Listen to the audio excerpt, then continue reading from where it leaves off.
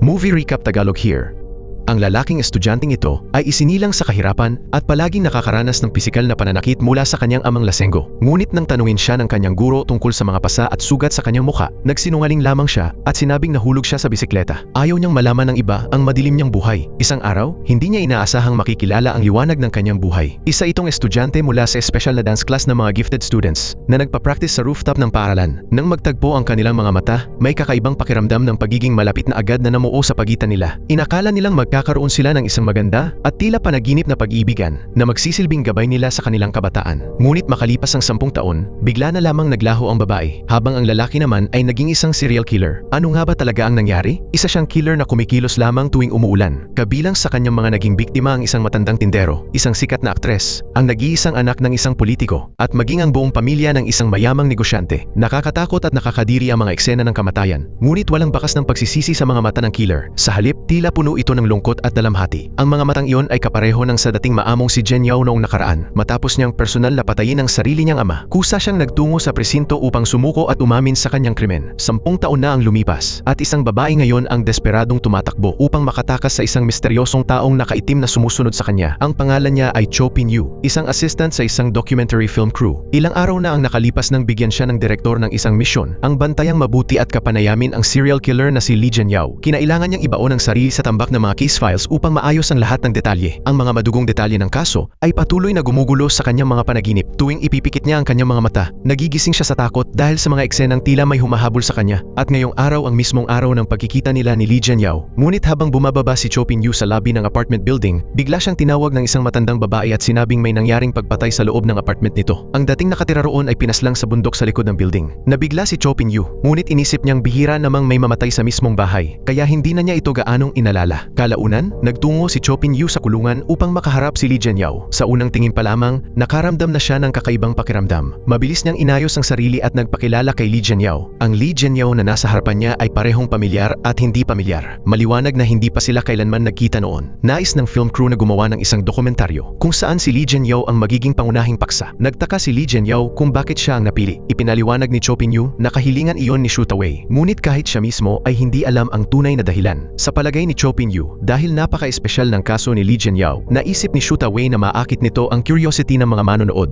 Umaasa si Cho Pin-yu na makikipagtulungan siya sa proyekto. Ngunit biglang nagtanong si Lee Jen Yao ng isang kakaibang tanong, mahalaga ba talaga sa iyo ang trabahong ito? Nang makita niya ang punong-punong pag-asa na ekspresyon ni Cho Pin-yu, agad siyang pumayag sa kahilingan nito. Excited namang ipinaliwanag ni Cho Pin-yu ang mga susunod na hakbang ng proseso. Tahimik na nakinig si Lee Jen Yao habang banayad ang kanyang ekspresyon na para bang isang kasintahan ng kanyang pinagmamasdan. Habang papatapos na ang kanilang pag-uusap, tinanong ni Lee Jen Yao, babalik ka pa ba? Agad naman itong kinumpirma ni Cho Pin-yu. Nasiyahan si Lee Jen Yao at naghanda ng ibaba ang telepono. Ngunit sa sandaling iyon, may biglang naalala si Cho Pin-yu. Teka, bakit ka pumayag sa interview na ito? Noon kasi, palagi nang tumatanggi si Lee Jen Yao sa lahat ng media interviews. Tanging kay Cho Pin-yu lamang siya pumayag. Ngunit sa huli, hindi rin niya nakuha ang sagot. Natapos na kasi ang oras ng kanilang pag-uusap. Pagka-uwi ni Cho Pin-yu, ikinuwento niya sa kanyang pinsang si Layun Chen ang kakaibang pakiramdam niya tungkol kay Lee Jen Yao. Biglang naging seryoso ang dating nakangiting mukha ni Layun Chen. Parang may bagay itong itinatago. Pinayuhan din niya si Cho Pin-yu na huwag masyadong lumapit kay Lee Jen Yao. Ngunit para kay Cho Pin-yu, hindi naman ito mukhang isang killer. Dahil bagwapo siya, biro ni Layun Chen. Agad naman itong itinanggi ni Cho Pin-yu habang nahihiyang ibinabaling ang usapan sa ibang bagay. Nang marinig ni Layun Chen mula sa mga kapitbahay na pinamumugaran daw ng multo ang bahay ni Cho Pin-yu, nagdesisyon siyang samahan ito. Habang naglalakad sila, paulit-ulit siyang nagrereklamo. Sabi ko naman kasi, ako na nga hanap ng bahay para sa'yo. Saan ka ba makakahanap ng sobrang murang apartment sa city center? Malamang may problema talaga rito. Nagpa-cute naman si Cho Pin-yu at nagmakaawang samahan muna siya nitong matulog ng ilang gabi upang mabawasan ang kanyang takot.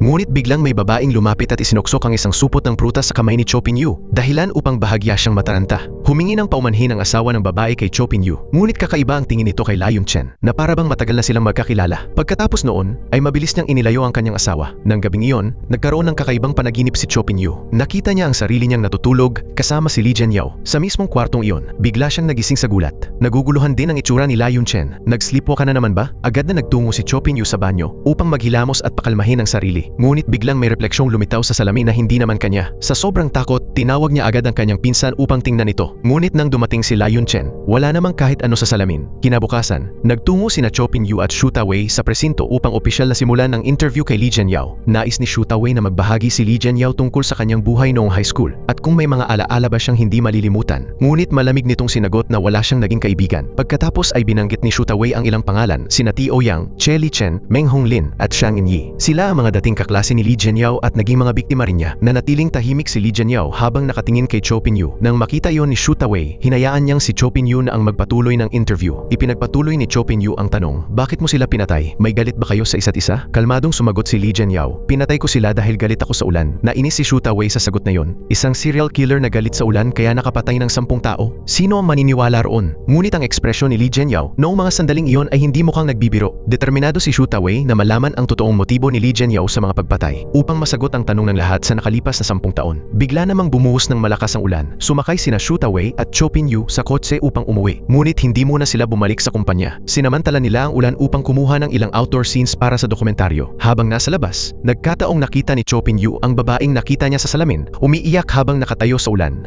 Ngunit nang sabihin niya ito kay Shu Ta-wei, bigla na lamang naglaho ang babae. Pagka-uwi, muling nirepaso ni Cho Pin-yu ang mga kuha nilang video. Ngunit walang kahit anong bakas ng babae roon. Agad niyang tinawagan si Lai Yun-chen. Sa tingin ko, may multo akong nakita. Sa mismong sandaling iyon, muling lumitaw ang babae sa salamin. Hinahanap mo ba ako? Samantala, sa loob ng kulungan, tahimik na pinagmamasdan ni Lee Jian-yao ang pagbuhos ng ulan at doon, muling lumitaw ang isang pamilyar na babae. Siya rin ang parehong babaeng nakita ni Cho Pin-yu. Sino nga ba talaga siya? 10 taon na ang nakalipas. Isa pa lamang estudyante si Lee Jian-yao. Ang kanyang tunay na ama ay isang sugarol. Tuwing natatalo ito sa sugal, lagi nitong sinasaktan si Lee Jian-yao at ang kanyang ina. Bago pa maintindihan ni Cho Pin-yu ang nangyayari, dahan-dahang bumukas ang isang pinto. Napunta siya sa isang entablado kung saan may nakapatong na pares ng ballet shoes. Biglang may boses na bumulong sa kanyang tainga, dahilan upang mahimasmasan siya. Doon niya napagtantong nakatayo pala siya sa isang subway station. Pagkatapos noon, bumalik sina Cho Pin-yu at Lai Yun-chen sa kanilang apartment. Nais nilang tingnan ang CCTV footage upang makita kung ano ang ginawa ni Cho Pin-yu noong mga oras na iyon. Pakiramdam ni Lai Yun-chen ay parang nagsisleepwalk si Cho Pin-yu. Ngunit marin iyong itinanggi ni Cho Pin-yu. Pagpasok nila sa bahay, nadatnan nilang magulo ang buong apartment. Para bang may naghahalongkat ng mga bagay na konektado sa kaso ni Lee Jian-yao. Sa takot, inisip ni Cho Pin-yu na baka may iba pang biktima sa kaso at posibleng sinapian siya ng multo upang maghiganti kay Lee Jian-yao. Sinubukan naman siyang pakalmahin ni Lai Yun-chen. Baka guni-guni mo lang lahat yan dahil sa pakikisalamuha mo sa isang nakakatakot na tao gaya ni Lee Jian-yao. Walang multo o demonyo sa mundong ito. Ngunit hindi pa rin mapanatag si Cho Pin-yu. Sakto namang tumawag si Shu Ta-wei. Lalabas pala sila upang kapanayamin ng pulis na humawak sa mga kaso ni Lee Jian-yao. Agad na umalis si Cho Pin-yu. Sa interview, detalyadong ikinuwento ng pulis ang lahat ng kaso ni Lee Jian-yao. Ayon sa kanya, ang unang kaso ay mistulang isang krimeng ginawa ng pabigla-bigla lamang. Minadali lang daw ang paglilinis sa crime scene at mabilis ding itinapon ang bangkay. Ngunit sa mga sumunod na kaso, naging mas maingat si Lee Jian-yao at lalo pang naging malupit ang paraan niya ng pagpatay. Ibinunyag din ng pulis na sa kaso ni Shang In-yi, may ilang bagay na sinunog si Lee Jian-yao sa crime scene. Mga litrato mula sa bahay ni Shang In-yi at isang ballet dress. Isa raw si Lee Jian-yao sa mga pinakamapanganib na killer. Nang siya ay maaresto, hindi man lang siya nagtangkang tumakas. Sa halip, detalyado pa niyang ikinuwento sa pulis ang mga krimen. Ngunit hanggang ngayon ay hindi pa rin niya ibinubunyag ang tunay niyang motibo. Para bang may lihim siyang pilit itinatago na hindi dapat malaman ng iba. Kinagabihan, umuwi si Cho Pin-yu. Hindi pa man siya nakakapagpalit ng sapatos ay bigla na lamang nahulog ang picture frame sa tabi niya. Inisip niyang gusto siyang palayasin ng multo sa bahay. Kaya naman pinagdasal niya ito at sinubukang makiusap. Ngunit biglang tumunog ang doorbell. Dahilan upang mapatalon siya sa gulat. Dahan-dahan niyang binuksan ang pinto at nakita niyang si Lai Yun-chen pala yun. Dahil nag-aalala ito sa takot at anxiety ni Cho Pin-yu, nagdesisyon siyang samahan muna ito ng ilang gabi. Dahil kasama niya ang kanyang pinsan, nakaramdam ng kapanatagan si Cho Pin-yu at nakatulog ng mahimbing. Mahimbing siyang natulog hanggang kinaumagahan. Nauna nang umalis si Lai Yun-chen at nag-iwan ng note na nagsasabing mahimbing ang tulog niya kagabi. At malamang ay tapos na ang mga bangungot niya. Napabuntong hininga si Cho Pin-yu sa ginhawa. Nagpasya siyang maglakad-lakad sa labas. Nagkataon namang nakasalubong niya ang matandang babaeng nakausap niya noon. Sinamantala niya ang pagkakataon upang mag-imbestiga tungkol sa babaeng namatay sa kanyang apartment. Ang babaeng iyon ay si Shang In-yi, isa sa mga biktima sa kaso ni Lee Jian-yao. Ngunit nang magsaliksik si Cho Pin-yu tungkol kay Shang In-yi sa internet, nadiskubre niyang hindi ito ang multong lumalabas sa kanyang panaginip.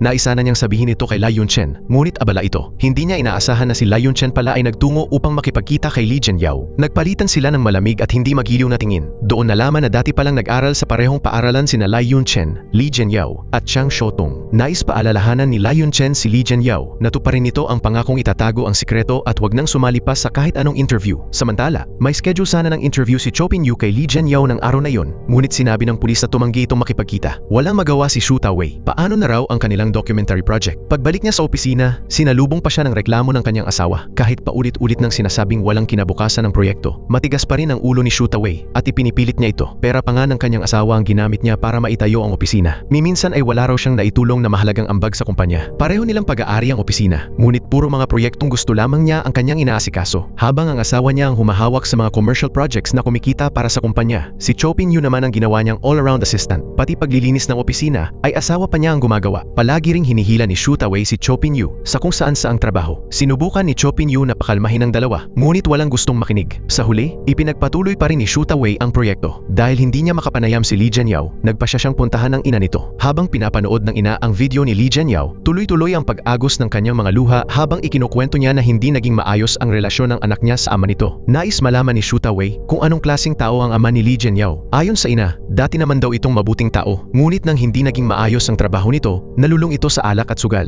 Kalaunan, nagsimula na rin itong saktan ng kanyang asawa. Gusto lamang protektahan ni Li Jianyao ang kanyang ina, kaya pareho silang sinasaktan ng kanyang ama. Sa mahabang panahon, wala ni isa sa kanilang dalawa ang nagtangkang lumaban. Hinahayaan na lamang ng ina na bugbugin siya ng asawa upang hindi nito ibaling ang galit kay Li Jianyao. Hindi pa rin nito nakikita ang tunay na problema at sinisisi pa ang padalos-dalos na ugali ni Li Jianyao sa pagkasira ng kanilang pamilya. Sa totoo lang, ang kahinaan at pagiging duwag ng ina ang nagtulak kay Li Jianyao sa landas ng krimen. Ngunit mariin niya pa ring itinanggi na may kasalanan siya rito. Hindi raw niya alam kung bakit naging ganoon ang kanyang anak at hindi rin niya maintindihan ang dahilan kung bakit ito naging killer. Noong taong pinatay ni Li Jianyao ang kanyang ama sa pamamagitan ng pagsakal, nagpaalam pa ito ng maayos sa kanyang ina at hiniling na sana'y maging maayos ang buhay nito. Dahil sa matinding emosyon, tuluyan nang nawalan ng lakas ang ina at sinabi nitong gusto muna niyang magpahinga. Nang makita ni Shu Tawei na wala na siyang makukuhang dagdag na impormasyon, naghanda na siyang isama si Cho Pin Yu sa pag-alis. Ngunit nais ni Cho Pin Yu na siyasatin ang kwarto ni Li Jianyao. Habang nagkakalkal siya ng mga gamit, aksidente niyang nabuksan ang isang litrato na nagdulot ng matinding kilabot sa kanya. Ang babaeng kasama ni Li Jianyao sa larawan ay ang mismong multong matagal nang nagpapakita sa kanya. Nagdesisyon si Cho Pin Yu na sabihin kay Shu Tawei ang tungkol sa multong nakikita niya. Pinaghihinalaan niyang si Li Jianyao rin ang pumatay rito. Noong una ay malinaw namang pumayag si Li Jianyao na makipagtulungan sa dokumentaryo, ngunit bigla na lamang itong nagbago ng isip at tumangging magpa-film. Posibleng may itinatago itong sikreto. Dahil dito, nagpasya si Cho Pin Yu na direktang komprontahin si Li Jianyao. Nanatiling komplikado at mahirap basahin ang tingin ni Li Jianyao kay Cho Pin Yu. Mahina ngunit malamig niyang sinabi rito na huwag na itong bumalik pa. Ngunit agad inilabas ni Cho Pin Yu ang litrato at tinanong siya kung sino ang babaeng nasa larawan at kung pinatay rin ba niya ito. Hindi sumagot si Li Jianyao. Sa halip,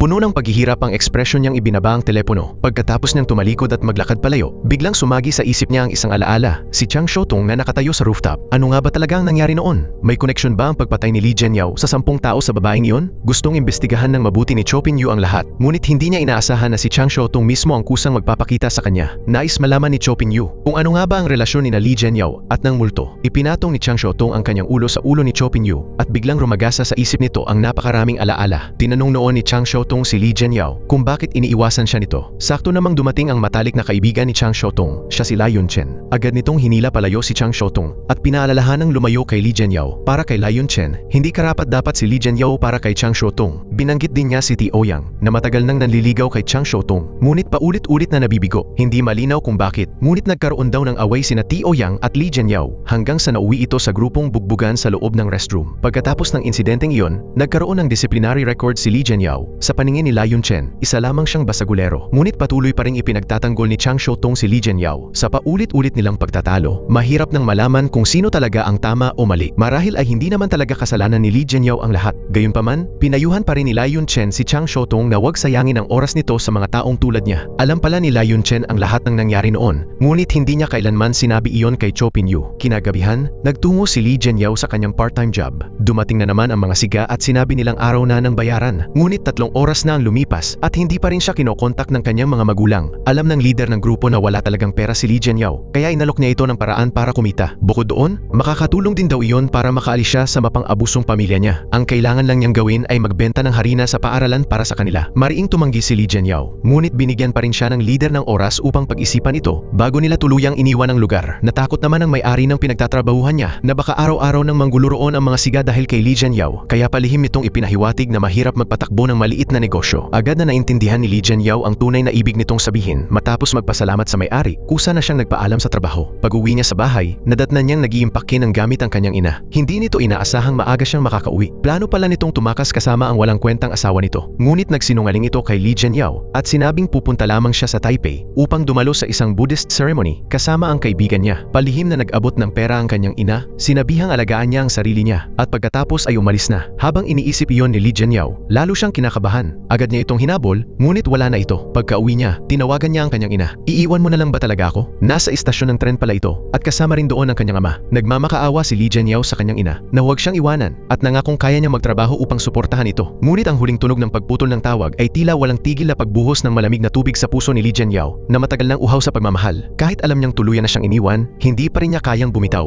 Walang pag-aalinlangang pinaharurot niya ang lumang motorsiklo ng kanilang pamilya papunta sa istasyon ng tren. Sa alaala ni Li Jianyao noong bata pa siya, ang kanyang ina lamang ang taong tunay na nagmahal sa kanya. Kahit mahirap ang kanilang buhay, madalas siyang dalhin ng kanyang ina sa parke na puno ng mababangong bulaklak upang maglaro. Ipinikit ni Li Jianyao ang kanyang mga mata at binitawan ang manibela. Nais niyang mamatay habang hawak ang magagandang alaala. Nagkataon namang nasaksihan ni Chang Xiaotong ang nakakatakot na eksenang iyon. Nang magising si Li Jianyao, nasa ospital na siya. Nakatayo sa harapan niya si Chang Xiaotong. Naamoy niya ang banayad nitong pabango. Nakita pala ni Chang Xiaotong ang pagbagsak ni Li Jianyao mula sa motorsiklo at dahil natakot siyang baka mamatay ito, agad siyang tumawag ng ambulansya. Pagkatapos noon, lumabas muna si Chang Xiaotong upang sagutin ng isang tawag sa telepono. Ngunit pagbalik niya, wala na si Li Jianyao. Agad siyang nagmadaling lumabas at tama nga ang hinala niya. Naghihintay si Li Jianyao sa may pintuan. Bago pa dumating ang mga pulis, mabilis na hinila ni Li Jianyao si Chang Xiaotong papunta sa hagdanan. Sa tensyon ng sandaling iyon, ang sobrang lapit nila sa isa't isa ay nagpabilis ng tibok ng puso ni Chang Xiaotong. Nang makaalis na ang mga pulis, saka lamang nagpakita ng hiya si Li Jianyao. Pagkatapos noon ay sinundan ni Chang Xiaotong si Li Jianyao. Ngunit may isang bagay siyang hindi maintindihan. Hindi ka naman may binugbog. Bakit ka nagtatago sa pulis? Ipinaliwanag ni Li Jianyao na wala siyang lisensya sa pagmamaneho. Bigla niyang naalala na naiwan pa ang motorsiklo niya sa kalsada, kaya gusto niya itong itulak pa uwi. Sumunod naman si Chang Xiaotong dahil para sa kanya, kapag tumulong ka sa isang tao, dapat hanggang dulo. Magkasama nilang itinulak ang motorsiklo sa mabahong eskinita hanggang makarating sa sirang bahay ni Li Jianyao. Pagkakita sa magulong kalagayan ng bahay, gusto sanang itanong ni Chang Xiaotong kung paano nito nakakayang mamuhay ng ganoon.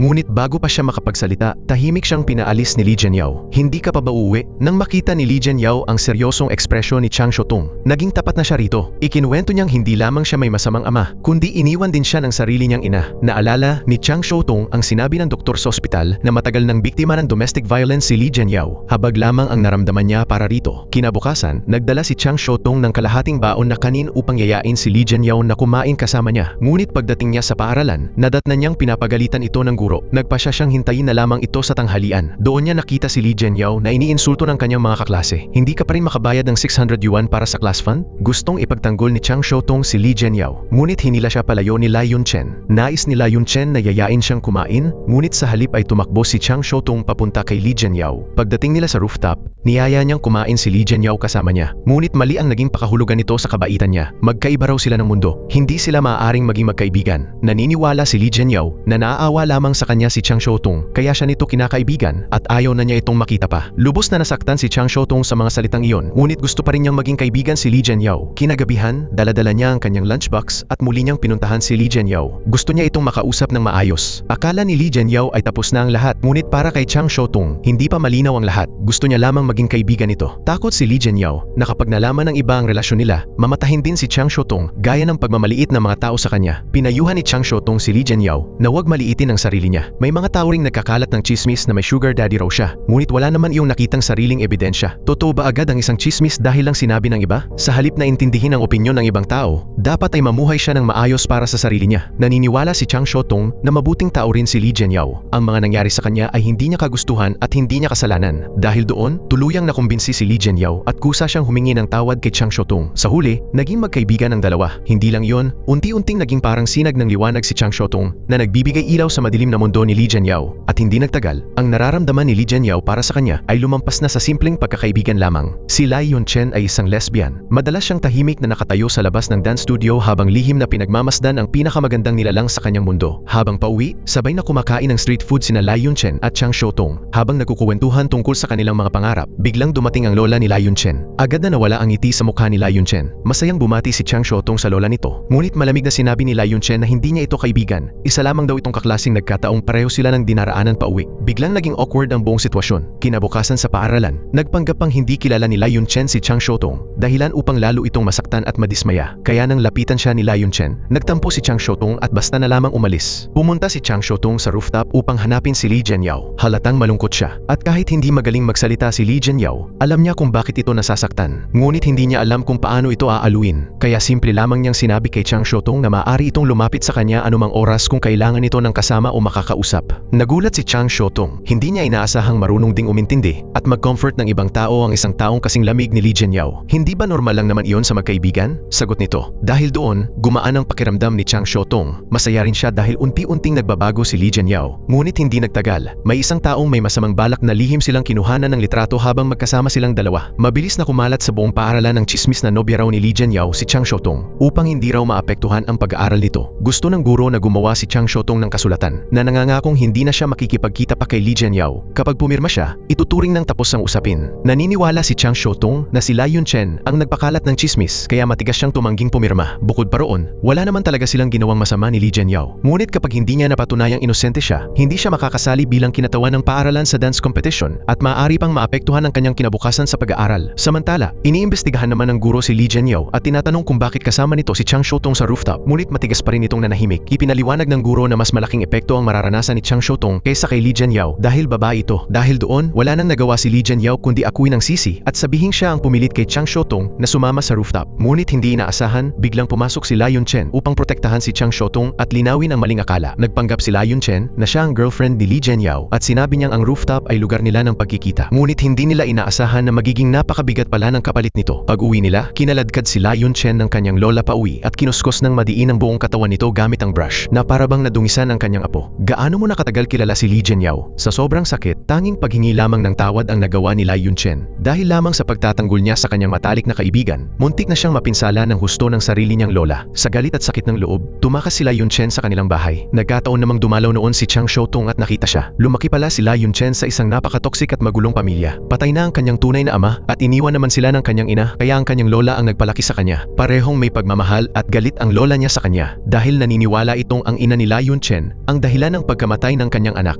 Palaging sinasabi ng lola na mahal nito si Lai Yunchen, ngunit hindi na kinaya ng kanyang ina ang sitwasyon kaya nagdesisyon itong makipaghiwalay. Hindi iyon natanggap ng ama ni Lai Yunchen at dahil sa desperasyon ay pinili nitong sunugin ang sarili. Para kay Lai Yunchen, hindi kasalanan ng kanyang ina ang nangyari, ngunit mariing tumututol dito ang kanyang lola. Habang lumalaki si Lai Yunchen, tuwing nagpapakita siya ng interes o damdamin sa ibang tao, lagi siyang pinipigilan at sinasaktan ng kanyang lola. Ang tanging taong tunay na nakaawa at nakaintindi kay Lai Yunchen ay si Chang Xiaotong. Dahil doon, nagkamali si Lai Yunchen ng pag-intindi sa kanyang nararamdaman at unti-unti siyang nagkaroon ng espesyal na damdamin para sa kanyang matalik na kaibigan. Pakiramdam ni Chang Xiaotong ay siya ang dahilan kung bakit nasaktan si Lai Yunchen. Dahil naging malapit siya kay Li Jianyao, si Lai Yunchen ang napilitang sumalo ng sisi para sa kanya. Kaya isinama ni Chang Xiaotong si Lai Yunchen sa kanilang bahay at sinubukang pasayahin ito. Ang masaya at mainit na samahan ng pamilya ni Chang Xiaotong ay isang bagay na kailanman ay hindi pa naranasan ni Lai Yunchen. Marahil iyon ang dahilan kung bakit naging parang sinag ng araw si Chang Xiaotong sa buhay niya. Nang gabing iyon, magkatabi silang natulog sa iisang kama. Hindi alam ni Chang Xiaotong na ang nararamdaman ni Lai Yunchen ay matagal nang lumampas sa simpleng pagkakaibigan. Inaka pa nga siya ni Chang Xiaotong at sinabing, "Salamat sa pagprotekta sa akin. Pero hindi ko gusto na nasasaktan ka dahil doon." Matapos makatulog ni Lai Yunchen, palihim namang lumabas si Chang Xiaotong. Pinuntahan niya si Li Jianyao upang kausapin ito. Dahil sa nangyaring insidente, napagalitan si Lai Yunchen ng kanyang pamilya. Siyempre, hindi rin nakaligtas si Li Jianyao. May malupit siyang ama at isang inang tila bulag sa katotohanan. Natakot si Chang Xiaotong na baka mas mabigat pa ang maging kaparusahan ni Li Jianyao kaysa kay Lai Yunchen. Ngunit mas natatakot si Li Jianyao na maapektuhan si Chang Xiaotong kaya iniiwasan niyang mapag-isa silang dalawa. Hindi alam ni Chang Xiaotong na kinukuha na pala ng bangko ang bahay ni Li Jianyao dahil sa utang ng pamilya nito. Dahil doon, ilang araw siyang natulog sa convenience store. Pagkatapos noon, inihatid ni Li Jianyao si Chang Xiaotong pauwi. Nagkataon namang nakita sila ni T. Ouyang na matagal nang nanliligaw kay Chang Xiaotong. Kaklase ni na Lai Yunchen at Li Jianyao si T. Ouyang. Kahit sinabi na ni Lai Yunchen sa lahat na sila ni Li Jianyao ay magkasintahan, may kutob pa rin si T. Ouyang na may mali. Kaya tahimik niyang hinayaan ang mga nakababata niyang tropa na asarin si Lai Yunchen. Ngunit hindi madaling takutin si Lai Yunchen. Kapag may nanggulo sa kanya, siguradong mapapahiga niya ang kalaban sa sakit. Dahil gusto ni Li Jianyao si Chang Xiaotong, gusto rin niyang protektahan ang mga taong mahalaga rito. Kaya tinuruan niya ng leksyon ang matabang lalaki na nang-asar kay Lai Yunchen. Nang marinig iyon ni T. Ouyang, hindi niya matanggap na hinahamon ni Li Jianyao ang kanyang reputasyon bilang siga ng paaralan. Agad siyang nag-utos sa mga tao niya upang gantihan si Li Jianyao at balak pa niyang gamitin ang pagkakataong iyon para mapatalsik ito sa paaralan. Ngunit si Lai Yunchen mismo ang tumulong magpaliwanag para kay Li Jianyao. Pagkatapos noon, nagpasalamat si Li Jianyao kay Lai Lion Chen. Ngunit pagkakita pa lamang dito ni Lion Chen ay agad na siyang nainis. Sino bang nagbigay sa'yo ng karapatang makialam sa problema ng iba? Diretsahan niyang sinabi na ayaw niya kay Li Jianyao dahil isa itong pabigat at gulo lamang sa buhay ng iba. Pagkatapos ng klase, umuwi si Lion Chen sa bahay ni Chang Xiaotong. Ngunit pagdating niya roon, maraming pulis sa paligid. Palay tumawag na ng pulis ang kanyang lola. Kapag hindi siya umuwi, maaabala at madadamay pati ang pamilya ni Chang Xiaotong. Wala nang nagawa si Lion Chen kundi sumunod sa kanyang lola. Ngunit hindi niya inaasahan na inasikaso na pala nito ang pag-drop out niya sa paaralan. Balak siyang ipadala ng kanyang lola sa ibang bansa upang doon mag-aral. Ilang panahon ding ikinulong si Lion Chen sa bahay at unti-unti siyang naging tahimik at mapag-isa. Kalaunan ay nakaisip siya ng paraan upang makaalis. Nilagyan niya ng pampatulog ang tiyan ng kanyang lola. Kapag nakatulog ito, magagamit niya ang ID nito upang makatakas. Ngunit hindi ininom ng kanyang lola ang tiya dahil matagal na pala nitong nahalata ang plano niya. Alam ng kanyang lola na gustong-gusto nang umalis ni Lion Chen sa bahay. Ngunit sa totoo lang, ito mismo ang mas gustong tumakas kaysa kanino man. Si Lion Chen ay apo niya, anak ng babaeng itinuturing niyang dahilan ng pagkamatay ng kanyang anak.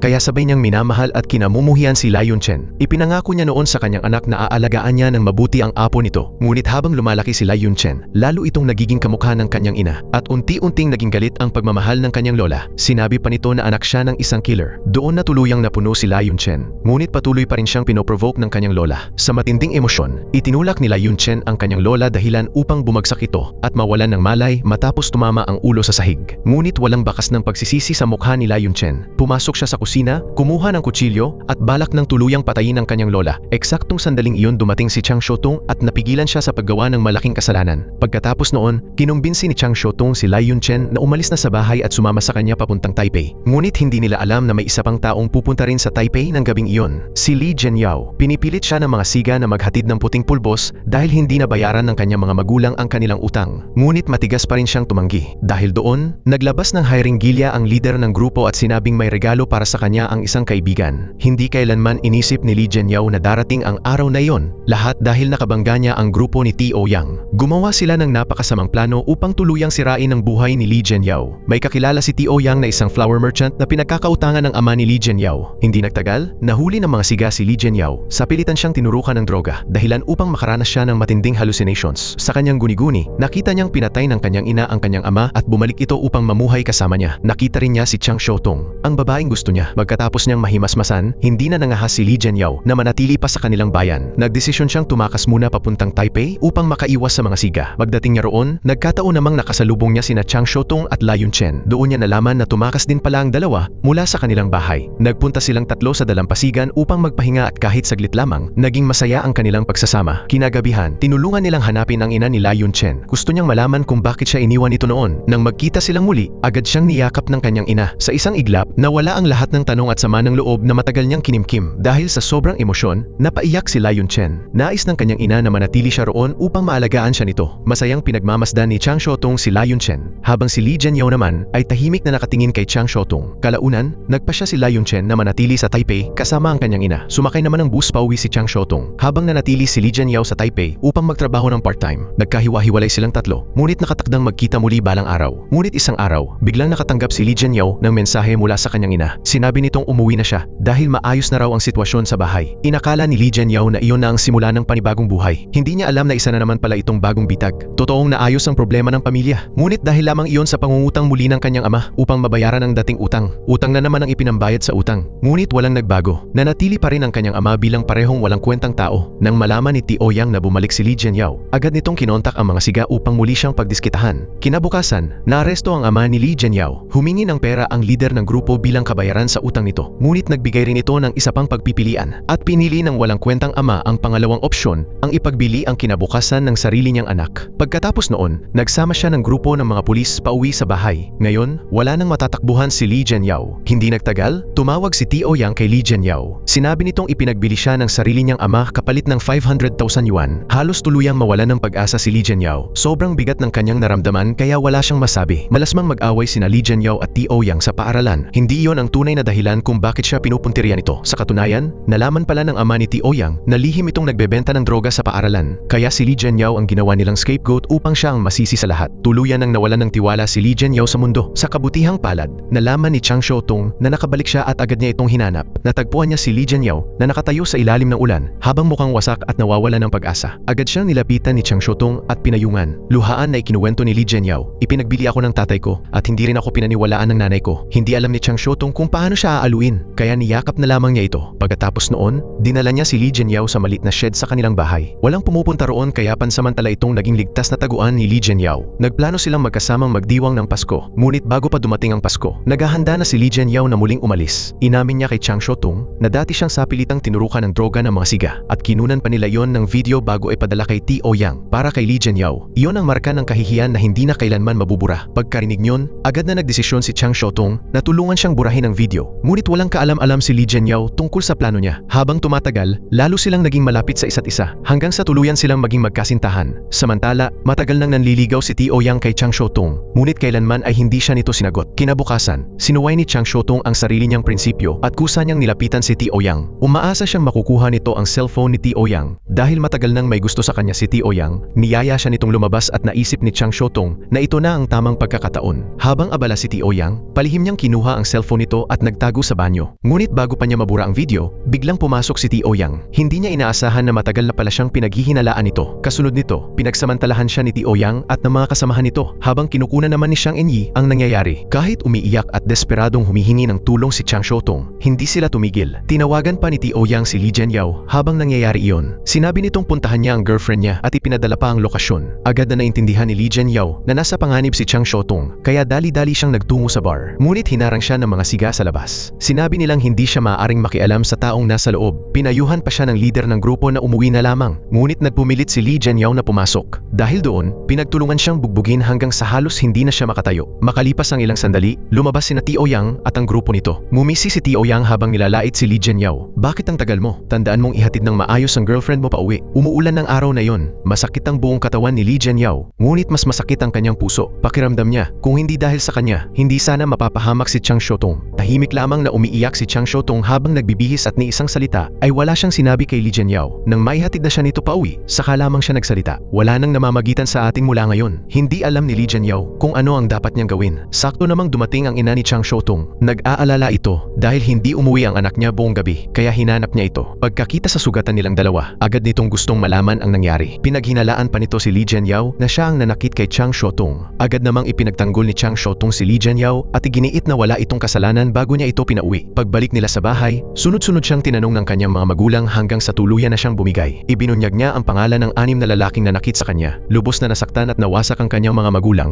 ngunit nagpakatatag pa rin sila upang makamit ang hustisya para sa kanilang anak. Agad nilang dinala si Chang Shotong sa ospital upang magpa-eksamin at makakuha ng ebidensya laban sa mga salarin. Ngunit lalo lamang nitong pinalala ang trauma ni Chang Shotong. Pinahubad siya ng doktor upang kuhanan ng litrato para sa ebidensya. At para sa kanya, halos wala itong pinagkaiba sa ginawa sa kanya ni T.O. Yang at ng grupo nito. Sinubukan pa rin ni Chang Shotong na magpakatatag dahil naniniwala siyang may hustisya pa rin sa mundo. Samantala, dahil sa matinding bugbog at galit na nararamdaman, nagsuka ng dugo si Li Jianyao at nawalan ng malay sa kalsada. Sa kabutihang palad, may nakakita sa kanya at dinala siya sa ospital. Doon nagtatrabaho ang kanyang ina, ngunit hindi man lamang siya nito pinuntahan o inalagaan. Pagkagising ni Li Jianyao, kusa siyang umalis ng ospital. Saka lamang siya nilapitan ng kanyang ina upang pakiusapang umuwi. Ngunit sinabi ni Li Jianyao na noong ipinagbili siya ng sarili niyang ama, nawalan na siya ng tahanan. Puno ng pagsisisi ang kanyang ina at nangakong hihiwalayan nito ang kanyang ama upang magsimula silang muli. Ngunit para kay Li Jianyao, huli na ang lahat. Sa isip niya ngayon, paghihiganti na lamang ang natitira. Samantala, dinala naman ng mga magulang ni Chang Shotong ang kanilang anak sa presinto upang magsampa ng kaso. Ngunit nang makita ng hepe ng pulisya ang pangalan ni T.O. Yang, agad niya itong nakilala bilang anak ng isang makapangyarihang tao. Minanipula niya ang sitwasyon at sinabing kapag nagsampa sila ng kaso, mas lalo lamang masasaktan si Chang Shotong dahil hindi lang iisang tao ang makakaalam ng nangyari, kundi buong bansa. Pinayuhan niya ang mga magulang ni Chang Shotong na kausapin muna sa paaralan ang pamilya ng mga lalaking sangkot upang maayos ang usapan. Wala silang nagawa kundi sumunod. Pagkatapos noon, agad namang tinawagan ng hepe ang ina ni T.O. Yang. Sinabi niyang natulungan na niya itong pagtakpan ng kaso at sila na ang bahala sa magiging usapan sa paaralan. Tuwang-tuwa ang ina ni T.O. Yang at nangakong kakausapin nito ang asawa upang suportahan ang hepe ng pulisya. Dahil nalalapit na ang eleksyon, hindi nila maaaring hayaang masira ang pangalan ng kanyang asawa. Kinabukasan, nagtungo sa paaralan ang mga magulang ng mga lalaking sangkot upang makipagkita sa pamilya ni Chang Shotong. Ngunit imbes na humingi ng tawad, wala silang ipinakitang pagsisisi. Sa halip, si Chang Shotong pa ang kanilang sinisi at sinabing siya raw ang umakit sa kanilang mga anak.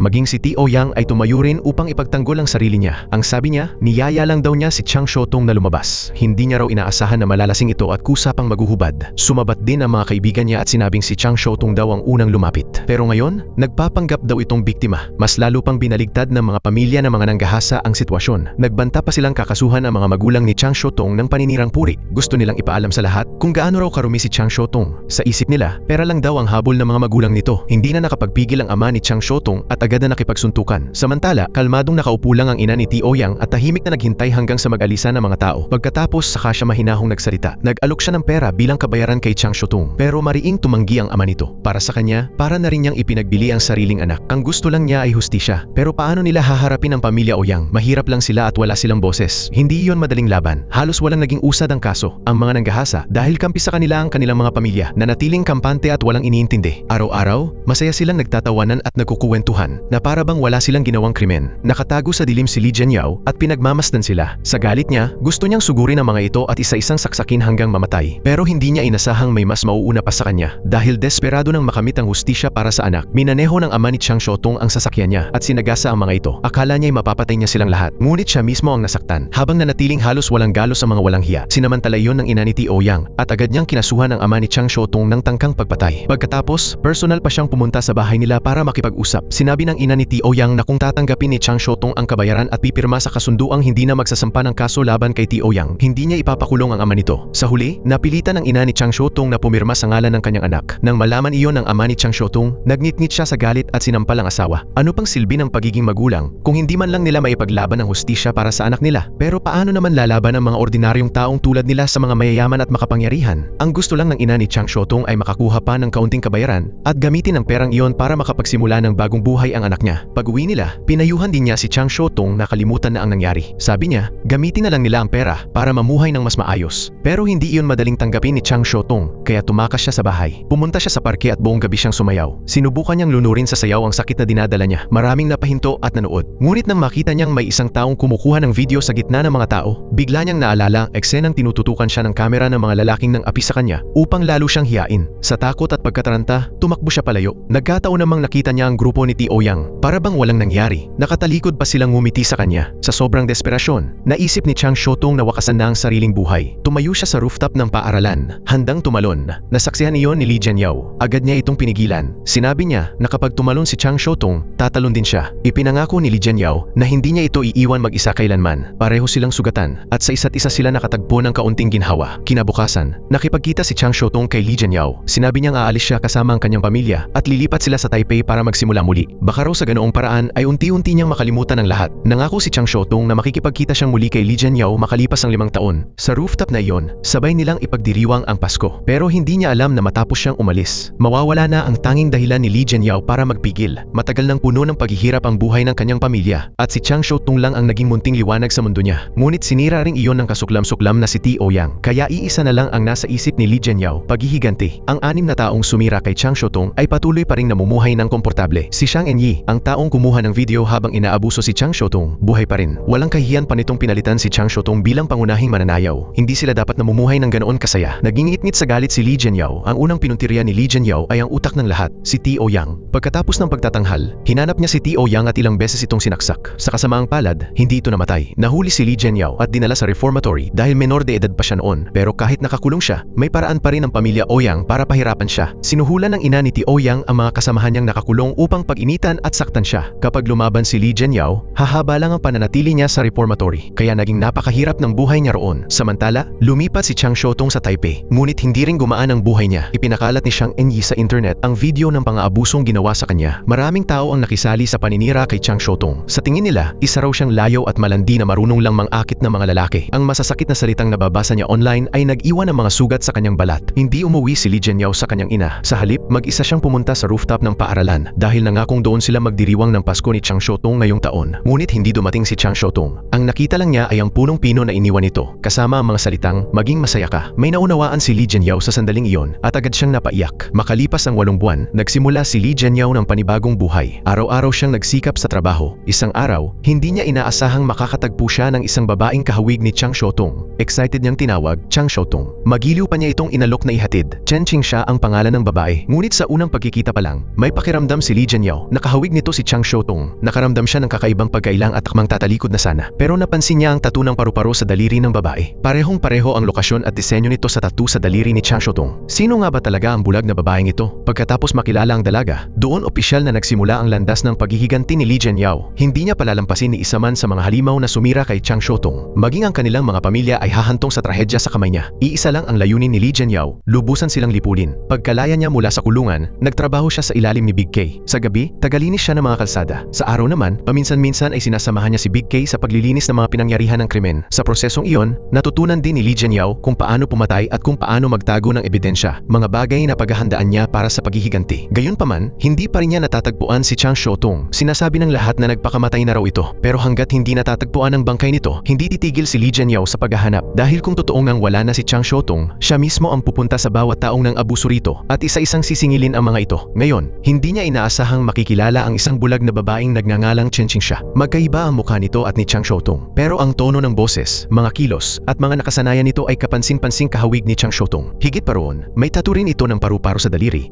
eksaktong kapareho ng kay Chang Xiaotong. Nagtatrabaho si Chen Qingsha sa isang istasyon ng radyo. Mula nang makilala siya, araw-araw nang nakikinig si Li Jianyao sa radyo, at doon may natuklasan siya. Ibinahagi ni Chen Qingsha na nagsimula ang problema niya sa paningin noong grade 11. Nagkataon namang iyon din ang taong inabuso si Chang Xiaotong. Napakaraming pagkakataong nagtutugma kaya lalo niyang naramdaman na si Chen Qingsha nga si Chang Xiaotong. Dahil dito, lihim niya itong sinimulang obserbahan. Nang makita niyang muntik na itong mabangga sa isang harang sa daan, hindi niya napigilang bigyan ito ng babala. Ngumiti si Chen Qingsha at agad nitong sinabi na nakilala niya si Li Jianyao bilang taong gumabay sa kanya noon. Sa isang iglap, natigilan si Li Jianyao sa walang malay ng ngiting iyon. Parang si Chang Xiaotong mismo ang nakatayo sa harap niya. Hindi lang ang ngiti ang magkapareho, pati ang paboritong ulam ni Chang Xiaotong na chicken leg rice ay gusto ring kainin ni Chen Qingsha. Tinanong siya ni Chen Qingsha, magkakilala ba tayo? Hindi niya maipaliwanag, pero sa unang beses pa lang na narinig niya ang boses ni Li Jianyao, pakiramdam niya ay matagal na silang magkakilala. Itinanggi iyon ni Li Jianyao at sinabing hindi pa sila kailanman nagkita. Ngunit nang makita niya ang tattoo ng paru-paro sa kamay nito, gusto niyang malaman kung saan ito nanggaling. May tattoo rin ng paru-paro si Li Jianyao sa kanyang kamay, alaala ng pagmamahal niya kay Chang Xiaotong. Kaya bakit iyon din ang pinili ni Chen Qingsha? Hindi rin daw niya alam. Dahil sa alaala niya, hindi naman niya matanda ang nagpalagay siya ng tattoo. Humingi ng paumanhin si Chen Qingsha, ngunit hindi iyon asal ng isang taong nagsisinungaling. Pinigilan muna ni Li Jianyao ang mga hinala niya at inihatid si Chen Qingsha pauwi. Bago sila naghiwalay, nagpalitan sila ng mga numero ng telepono. Pagdating ni Chen Qingsha sa bahay, naghanda ang yaya ng sesame chicken para sa kanya. Paborito niya ang sesame chicken at nagkataon ding paborito rin iyon ng anak ng yaya. Gusto ni Chen Qingsha na i-text si Li Jianyao gamit ang accessibility feature para sa may kapansanan sa paningin, kaya kinailangan niyang basahin ng malakas ang pangalan nito. Nang marinig ng yaya ang pangalang Li Jianyao, bigla itong napalingon kay Chen Qingsha na para bang nakilala niya ang pangalang iyon. Sa mga sumunod na araw, patuloy na nagte-text si Li Jianyao kay Chen Qingsha. Nag-ipon siya ng lakas ng loob na yayain itong kumain sa labas at agad naman itong pumayag ng walang pag-aalinlangan. Bihira ring makita ang saya sa mukha ni Chen Qingsha. May kaibigan si Chen Qingsha na ang pangalan ay Chichi na madalas matulog sa bahay nila. Ngunit tuwing hating gabi, palihim nitong tinitingnan ang cellphone ni Chen Qingsha na para bang may hinahanap. Samantala, ang mga taong sumira kay Chang Xiaotong noon ay namumuhay na ngayon ng normal. Pero sa tuwing naiisip ni Che Lichen ang babaeng inabuso nila, bumabalik siya sa gabing iyon, sa araw na winasak nila ang buhay ni Chang Xiaotong. Paano nga ba mananatiling payapa si Chang Xiaotong matapos ang lahat ng pinagdaanan niya? Minsan, nagkakaroon pa ng guni-guni si Che Lichen. Nakikita niya si Chang Xiaotong na nakatitig sa kanya nang may galit. Marahil, siya na lang ang natitirang nakakaramdam ng pagsisisi. Malapit nang ikasal si Che Lichen, nakipagkita siya kina Jung Taichuang at Meng Honglin para magtanong tungkol sa kinaroroonan ni Chang Xiaotong. Pero walang nakaalam kung saan ito nagpunta. Pinaalalahanan pa siya ng dalawa na malapit na siyang ikasal, kaya mas mabuting manahimik na lang at huwag ipaalam sa nobya niya ang nangyari noon. Wala silang naramdamang pagkakasala. Para sa kanila, mabuti pang wala na si Chang Xiaotong. Si Jung Taichuang naman ay isa ng self-defense instructor para sa mga babae. Madalas niyang paalalahanan ang mga dalaga na mag-ingat sa mga lalaking may masamang balak. Pero hindi niya kailanman binanggit na minsan na rin siyang nang abuso ng isang babae. Samantala, nagbukas si Meng Honglin ng maliit na kainan. Unti-unti nang naging maayos ang buhay ng lahat, kaya ayaw na ayaw nilang banggitin ang pangalan ni Chang Xiaotong, ang taong sila mismo ang sumira, dahil iyon ang pinakamalaking bahid sa buhay nila. Patuloy na inuusig ng konsensya si Che Lichen, kaya naghanap siya ng pribadong investigador sa internet at pinasiyasat ang kinaroroonan ni Chang Xiaotong. Gusto niyang pagbayaran ang mga pagkakamali niya bago siya ikasal. Nang araw na iyon, pumunta si Chen Qingsha para makita si Li Jianyao. Bigla niya itong niyaya na mag-selfie silang dalawa. Hindi maintindihan ni Li Jianyao kung bakit gusto nitong magpa-picture, gayong hindi naman ito nakakakita ng malinaw. Ipinaliwanag ni Chen Qingsha na hindi naman tuluyang nawala ang paningin niya. Pakiramdam lang daw niya ay parang may manipis na hamog na nakatakip sa mga mata niya. Kapag tiningnan niya mula sa tamang anggulo, nakakakita pa rin siya ng kaunti. Sa sandaling iyon, napansin ni Li Jianyao na parang nahulog ang cellphone niya sa daan. Sinabi niya kay Chen Qingsha na sandali lang at hahanapin niya ito. Pagkalabas ni Li Jianyao, biglang lumitaw si Che Lichen sa likuran ni Chen Qingsha. Chang Xiaotong, ikaw ba yon? Sa mismong sandaling marinig ni Chen Qingsha ang boses ni Che Lichen,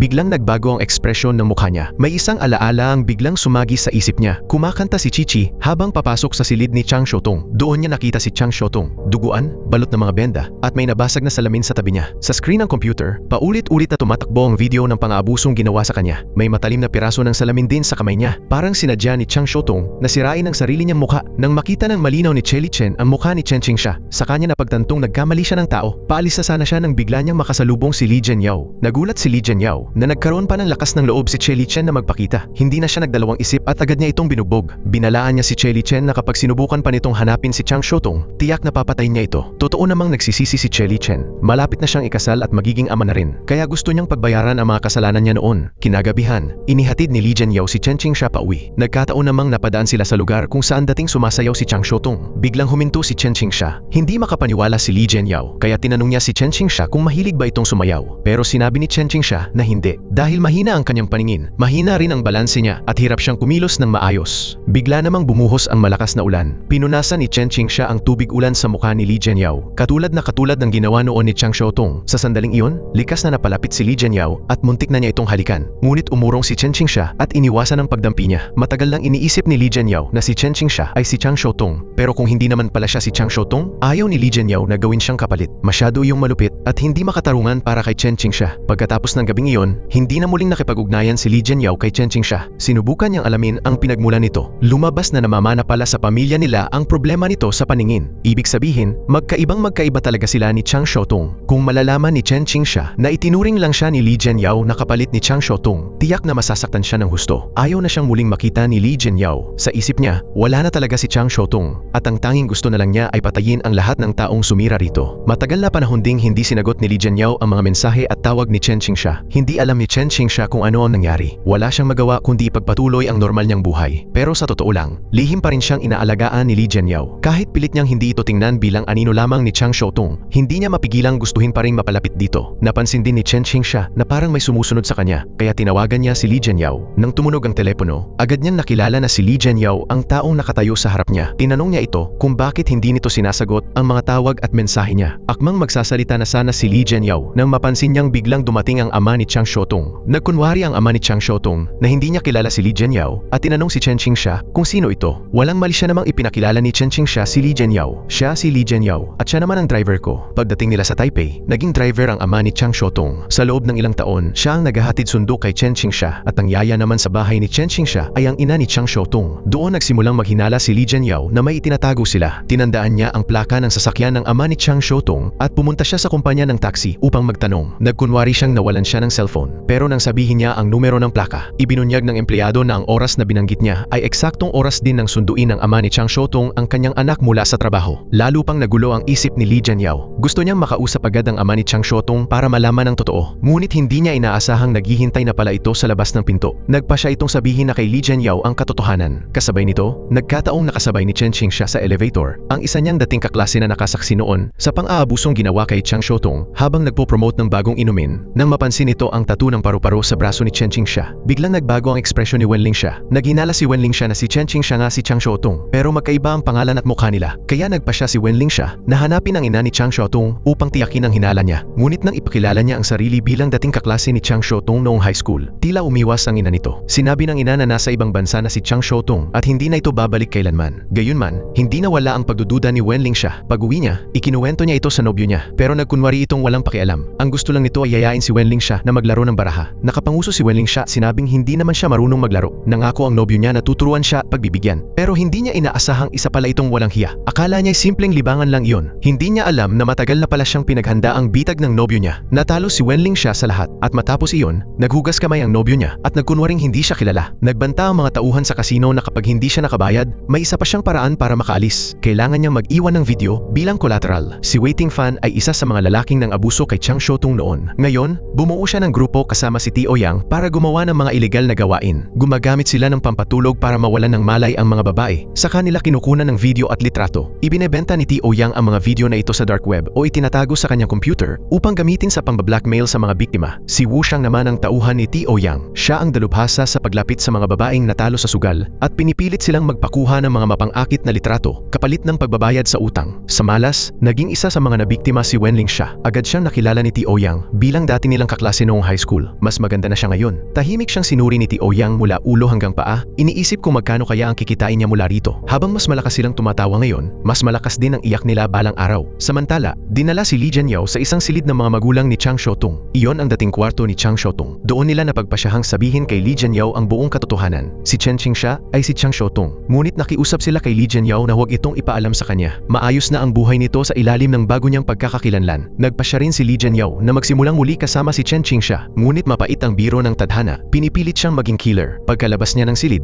agad niyang hinanap si Chen Qingxia. Humingi siya ng tawad dahil bigla na lang siyang nawala at hindi na nagpakita. Pakiramdam niya, hindi siya karapat-dapat para rito. Madilim ang nakaraan niya. Nakulong pa siya noon dahil sa pananaksak. Hindi rin matatag ang trabaho niya ngayon at natatakot siyang mahirapan si Chen Qingxia kapag sumama ito sa kanya. Pero wala iyong pakialam kay Chen Qingxia. Hindi niya maipaliwanag pero palagi niyang naiisip si Li Jianyao. Na-miss din siya ni Li Jianyao. Nangako si Li Jianyao na babawi siya kay Chen Qingxia. Ganito rin noon ang paraan niya ng pagbawi kay Chang Xiaotung. Sa mga sumunod na araw, halos palagi na silang magkasama. Nagpipicture pa sila habang kumakain. Mabilis na lumalim ang damdamin nila para sa isa't isa. Umabot pa sa puntong nagsama sila sa iisang kama. Ngunit nang makatulog si Chen Qingxia, mag-isa namang naupo si Li Jianyao at tahimik na umiyak. Malinaw pa rin sa isip niya ang mga sinabi ng mga magulang ni Chang Xiaotung. Noong taong iyon, si Tio Yang ang nagpakalat sa internet ng video ng pang-aabusong ginawa kay Chang Xiaotung. Libu-libong panlalait at panghuhusga ang ibinato sa kanya. Sa matinding desperasyon, gumamit siya ng piraso ng salamin upang saktan ang sarili. Matapos siyang madala sa ospital, biglang nagpakita si Chichi sa tabi niya. Si Chang Xiaotung lang ang nakakakita kay Chichi at si Chang Xiaotung din mismo ang humiling kay Chichi na patayin siya. Sa katotohanan, si Chichi ay isa pang madilim na personalidad ni Chang Xiaotung. Ipinangako ni Chichi na tutulungan niyang mapayapang mawala ang dating Chang Xiaotung. Pagkatapos noon, ginawa ng mga magulang niya ang lahat. Ngunit hindi nila napigilan ang pagkalat ng mga chismis. Unti-unti ring nakalimutan ni Chang Xiaotung ang lahat. Doon nakaisip ng isang mapangahas na paraan ang ina niya. Ipinasa ilalim niya si Chang Xiaotung sa plastic surgery. Pinalitan ang pangalan nito at ginawa siyang ibang tao. Kahit hindi na sila makilala ni Chang Xiaotung bilang mga magulang niya, handa nilang tanggapin iyon. Ngunit matapos ang operasyon, bigla namang nawala ang paningin ni Chang Xiaotung. Inakala ng mga magulang niya na dulot iyon ng napakalaking psikolohikal na trauma. Napakarami nilang doktor na pinuntahan, pero wala ni isa ang nakatulong. Hindi maisip ni Li Jianyao kung gaano katinding paghihirap ang pinagdaanan ni Chang Xiaotung noong mga panahong iyon. Marahil ay napakasakit, marahil umabot pa sa puntong gusto na niya mamatay. Kung hindi, paano niya magagawang tuluyang burahin ang sarili niyang pagkatao? Mahigpit na tinakpan ni Li Jianyao ang bibig niya upang hindi marinig ang pag-iyak niya. Natatakot siyang marinig ni Chang Xiaotung ang mga hikbi niya. Umaasa siyang kapag natapos na ang lahat, darating din ang mabubuting bagay para sa kanya. At ipinangako ni Li Jianyao na gagawin niya ang lahat ng makakaya niya upang makabawi kay Chang Xiaotung. Noong umagang iyon, nakatanggap si Wenling siya ng mensahe tungkol sa paniningil ng utang. Ipinag-utos ng kabilang panig na magbayad siya agad o sumunod sa hinihingi nila. Kung hindi, ikakalat daw nila ang mga kompromisong litrato niya sa group chat ng kumpanya. Para mapanatili ang trabaho niya, wala nang ibang pagpipilian si Wenling siya kundi sumunod. Kinagabihan, binigyan siya ng susi ng kwarto ng taong namamahala roon. Sinabi nitong may bisita siyang kailangang pagsilbihan. Pero nang makarating siya sa harap ng pinto, bigla siyang kinabahan, tumalikod at tumakbo palayo. Alam na ng mga naroon na malamang hindi siya papayag, kaya sapilitan siyang kinaladkad papasok sa VIP room. Pagkapasok niya, natigilan si Wenling siya. Nandoon sa loob ang lahat ng dati niyang kaklase noong high school, sina Tio Yang, Wu Xiang at Waiting Fan. Galit na tinanong ni Wenling siya kung ano ang balak nila. Natural lang daw na gusto nilang suriin ang produkto. Pagkatapos, pagtatakdaan nila ng presyo si Wenling siya, parang isa lamang siyang panindang ibebenta. Ngayon, nailipat na kay Tio Yang ang lahat ng utang niya. Kaya si Wenling siya, wala nang magawa kundi ipaubaya sa kanila ang lahat. Habang lalong nagiging mayabang si Tio Yang sa harap ng iba, mas lalo naman lumalabas ang tunay niyang kahinaan kapag nag-iisa siya. Walang nakaalam na ang batang amo ng pamilyang Ouyang, na tila hawak ang buong mundo, ay umiihi pa rin sa higaan tuwing gabi. Araw-araw, nananaginip si Tio Yang na brutal siyang inaatake ni Li Jianyao. Durog ang puso ng ina niya. Wala siyang magawa kundi yakapin ang anak at aliwin ito. Pero hindi na siya kinikilalang ina ni Tio Yang. Parang asong ulol itong kumakagat at nagwawala. Sinisisi niya ang ina niya dahil hindi nito pinapatay si Li Jianyao habang nasa kulungan pa ito. Kaya hanggang ngayon, inuusig pa rin siya ng bangungot tungkol kay Li Jianyao. Lumalabas na matapos mabunyag ang eskandalo ni Tio Yang, itinakwil ng ama nito ang mag-ina para lamang mapanatili ang sariling reputasyon. Ngayon, ang ina ni Tio Yang ay wala nang ibang maasahan kundi ang anak niya. Pero wala namang silbi si Tio Yang maliban sa paglalasing, kalayawan at pagkita ng maruming pera. Samantala, patuloy pa ring hinahanap ni Lai Yunchen si Chang Xiaotung. Sa libing ng kanyang lola, hindi niya inaasahang makakasalubong niya si Wu Xiang. Doon niya nalaman mula kay Wu Xiang na maaaring nagpakamatay si Chang Xiaotung. Pero hindi iyon pinaniwalaan ni Lai Yunchen. Taranta niyang tinawagan ang mga dati nilang kaklase para makumpirma ang balita. Ngunit walang nakaalam kung nasaan si Chang Xiaotung. Sa reunion ng kanilang high school,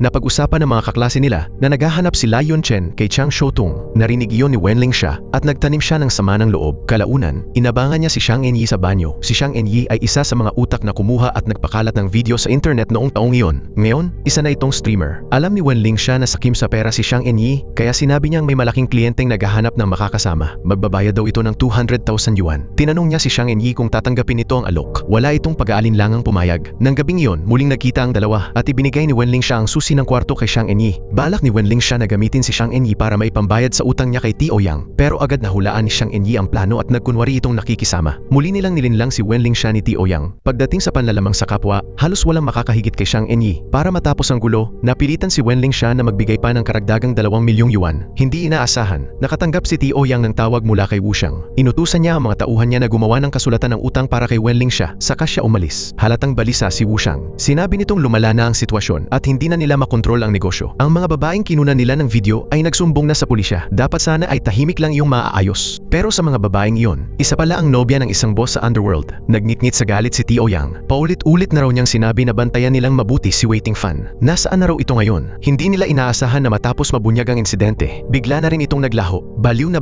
itong hinahanap ng mga tao sa underworld. Kapag nauna siyang mahanap ng boss, siguradong matutunto nito ang lahat pabalik kay Tio Yang. At kapag nangyari iyon, papatayin silang lahat. Sinabihan ni Wu Xiang si Tio Yang na hanapin ang tunay niyang ama at pakiusapang ayusin ang gulong ito. Pero ayaw ni Tio Yang na muling masangkot sa malupit niyang ama. Sa halip, inutusan niya si Wu Xiang na hanapin agad si Waiting Fan. Sa mga sandaling iyon, pasa ni Wenling Xia ang utang na 2 milyong yuan at hindi niya alam kung paano niya iyon mababayaran. Bigla niyang naalala si Lai Yunchen. Maayos ang buhay ng pamilya ni Lai Yunchen at may kaya sila. Kaya humingi ng tulong si Wenling Xia at nakiusap na pahiramin siya ng 2 milyong yuan. Nangako siyang sasabihin niya ang buong katotohanan tungkol sa nangyari kay Chang Xiaotong noong taong iyon. Samantala, nanaginip si Chen Qingxia noong nakaraang gabi. Sa panaginip niya, magkasama silang pumunta sa tabing dagat ni Li Jianyao at Lai Yunchen. Dahil doon, gusto niyang bumalik sa lugar na iyon. Parang unti-unti nang bumabalik ang mga alaala ni Chen Qingxia. Hindi lang pumayag si Li Jianyao. Bumili pa siya ng second-hand na kotse. Saan man gustong pumunta ng kasintahan niya, handa niya itong ihatid. Nagpasya si Li Jianyao, nakalimutan ang sakit ng nakaraan at mamuhay ng maayos kasama si Chen Qingxia. Pero hindi niya inaasahan na habang naghihintay sila sa pulang ilaw, bigla niyang nakita si Waiting Fan. Nang maalala niya kung paano nito hinamak si Chang Xiaotong, palihim niya itong sinundan. Sinundan niya si Waiting Fan hanggang sa isang gusali sa dulo ng kalye. Ngunit hindi niya inaasahang nahalata siya nito. Inambush siya ni Waiting Fan at nawalan siya ng malay. Pero nang makilala ni Waiting Fan na si Li Jianyao iyon, hindi na siya gumawa pa ng iba. Pagkamulat ni Li Jianyao, binastos siya ni Waiting Fan at pati si Chang Xiaotong ay ininsulto. Sorry na, okay? Isang beses ko lang naman natikman ang girlfriend mo. Ibinaba pa ni Waiting Fan ang pantalon niya at sinabi kay Li Jianyao na makitulog na lang daw ito sa kanya para tabla na sila. Nang makitang hindi pa rin kumikibo si Li Jianyao, detalyado pa niyang ikinuwento kung paano nila inabuso si Chang Xiaotong noon. Mayabang pa ang mukha niya na para bang ikinukwento lang niya ang isang ipinagmamalaking alaala noong high school. Sa wakas, hindi na nakapagpigil si Li Jianyao. Pinukpok niya si Waiting Fan ng laryo. Doon lang napagtanto ni Waiting Fan na nasa bingit na siya ng kamatayan. Sinubukan pa nitong humingi ng tawad, pero paulit-ulit na pinukpok ni Li Jianyao ang bibig nito hanggang halos madurog. Si Waiting Fan ang unang biktima ni Li Jianyao at sa sandaling nagsimula siyang pumatay, hindi na siya titigil. Lahat ng trauma at alaala ng nakaraan ay muling bumalik. Pagkatapos mapatay si Waiting Fan, nataranta muna si Li Jianyao, pero unti-unti rin siyang kumalma. Dahil sa dati niyang karanasan sa paglilinis ng mga pinangyarihan ng krimen, mabilis niyang naayos ang lahat. Sinunog niya ang 10 daliri ni Waiting Fan para walang maiwang bakas at mas tumagal bago ito makilala ng pulisya. Pagkatapos, inilagay niya ang bangkay sa sako at itinapon sa dagat. Matapos gawin ang lahat ng iyon, mahinahon siyang bumalik kay Chen Qingxia. Kinabukasan, natunton ni Tio Yang ang lugar kung saan namatay si Waiting Fan. May mga bakas pa ng dugo na hindi lubusang nalinis, pero hindi siya gaanong naghinala. Dahil noon kasi ay ipinahiya ni Waiting Fan ang nobya ng isang boss sa underworld.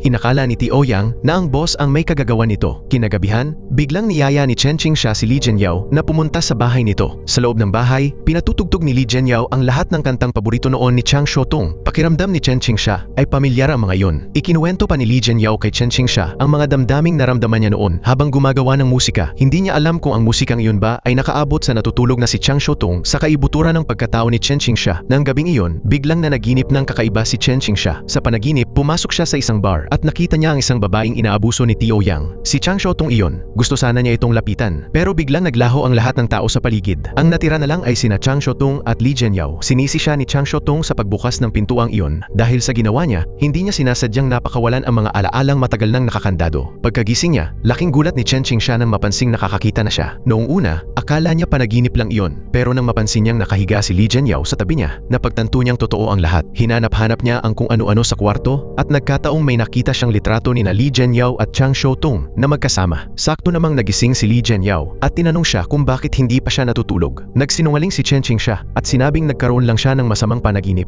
Hindi niya sinabi na bumalik na ang paningin niya. Kinabukasan, pumunta siya sa ospital upang magpatingin at alamin kung bakit bigla siyang nakakita muli. Pero sinabi ng doktor na wala namang problema ang mga mata niya. Sa halip, Iminungkahi ng doktor na magpatingin siya sa departamento ng psikolohiya. Nang buksan ni Chen Qingxia ang kanyang pitaka, nagulat siya nang makita ang pangalan ng mga magulang niya na nakasulat sa loob. Bakit hindi niya maalala ang pangalan ng mga magulang niya? Bakit iniisip niyang patay na ang mga ito? Kasabay nito, kumakain ng hapunan si Li Jianyao nang biglang may lumabas na balita sa kanyang cellphone. May natagpong bangkay na palutang-lutang sa dagat ang pulisya. Sa pamamagitan ng DNA test, nakilala ang biktima bilang isang lalaking apelyidong Fan. Ayon sa ulat, may kaugnayan daw ito sa organisadong krimen. Bagaman kaunti pa lang ang hawak na ebidensya ng pulisya, nagsimula nang makaramdam ng pagkabalisa si Li Jianyao. Lumipat ang panahon sa taong 2023. Mula nang makilala niya si Li Jianyao, madalas nang magkaroon ng kakaibang panaginip si Cho Pinyu. Mas lalo ring lumilitaw ang personalidad ni Chichi. Para makatulong na makatulog ng mahimbing si Chichi, ipinagtimpla siya ni La Yunchen ng cocktail. Pagkagising niya, nagtaka si Cho Pinyu kung bakit ganoon ang itsura niya. Ngayon, may interview si Cho Pinyu kay Shootaway kaya dali-dali siyang umalis. Nagkataon namang may nakasalubong siyang babaeng kamukhang-kamukha niya. Mas nakakatakot pa, tinawag siya ng babaeng iyon na Chen Qingxia, samantalang ang babae naman ay si Cho Pinyu. Ano ba talaga ang nangyayari? Nalito si Cho Pinyu at agad siyang tumakbo papunta sa banyo. Ngunit nang humarap siya sa salamin, si Chen Qingxia pa rin ang nakikita niyang muka. Doon lang napansin ni Cho Pinyu ang tatunang paru-paro sa kanyang kamay. Ibig sabihin, si Cho Pinyu ang bagong pangalang ibinigay ng mga magulang ni Chang Xiaotong matapos nitong mawalan ng alaala. Pero sa buong panahong iyon, si Chen Qingxia ang akala niyang tunay niyang pagkatao. Muling bumabalik ang panahon sa taong pinatay ni Li Jianyao, si Wei Tingfan. Nakatayo si Che Lichen sa harap ng bahay ni Chang Xiaotong. May daladalang gift bag. Gusto niya sanang kumatok at bumati, pero wala siyang lakas ng loob. Habang nag-aalinlangan siya, lumabas mula sa bahay ang ina ni Chang Xiaotong. Kaswal nitong nabanggit na kasintahan na ngayon ni Chang Xiaotong si Li Jianyao. Doon agad napagtanto ni Che Lichen na si Chen Qingxia nga si Chang Xiaotong. Nagmakaawa siyang patawarin siya sa nangyari noong taong iyon. Sinabi pa niyang si Tio Yang ang may pakana ng lahat. Ngunit sa mga salitang iyon, hindi niya sinasadyang ginising ang personalidad ni Chichi. Walang takot na sumagot si Chichi. Kung totoong nagsisisi ka, mamatay ka na. Mabuti na lang at dumating si Li Jianyao sa tamang oras at napigilan si Chichi. Pero hindi niya inaasahang siya mismo ang aatakihin ito. Hindi maintindihan ni Li Jianyao kung ano ang nangyayari kay Chen Qingxia. Hindi pa niya kailanman nakita ang ganitong panig nito. Sinisi siya ni Chichi. Kung hindi dahil sa'yo, hindi sana ginahasa ng mga hayop na yon si Chang Xiaotong. Wala kang karapatang tumayo sa harap ni Chen Qingxia. Marahang hinawakan ni Li Jianyao ang noo ni Chen Qingxia at saka lang muling bumalik ang personalidad ni Chen Qingxia. Bagaman hindi siya pisikal na sinaktan ni Chichi, bawat salitang binitawan nito ay muling nagsindi ng apoy ng paghiganti sa loob ni Li Jianyao. Pagkatapos noon, nagkulong si Chen Qingxia sa kanyang silid.